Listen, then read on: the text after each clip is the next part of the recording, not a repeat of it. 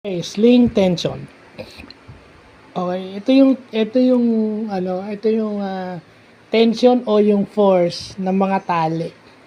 Kung ano yung appropriate weight para maging stable yung load na nakasabit o nakahang sa mga tali o sling na tinatawag. At syempre, may factor yung angle dyan. Tignan niyo yung formula, di ba? Weight times yung sling, yung number of sling. So usually dalawa 'yon. Ang diagram nito is yung dalawang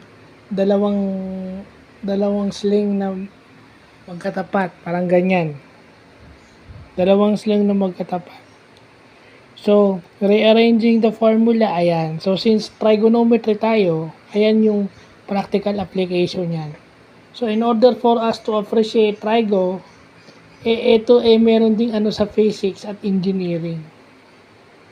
Yeah. Usually, this is a physics topic and a trigonometry topic. That's why sabi nga ni Sir Randy, kailangan maintindihan nyo yung trigo kasi para hindi kayo mahirapan sa physics.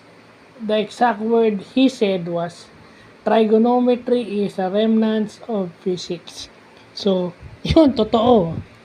Kasi pag may mga angles, trigonometry applied na yan. Especially right angle trigonometry.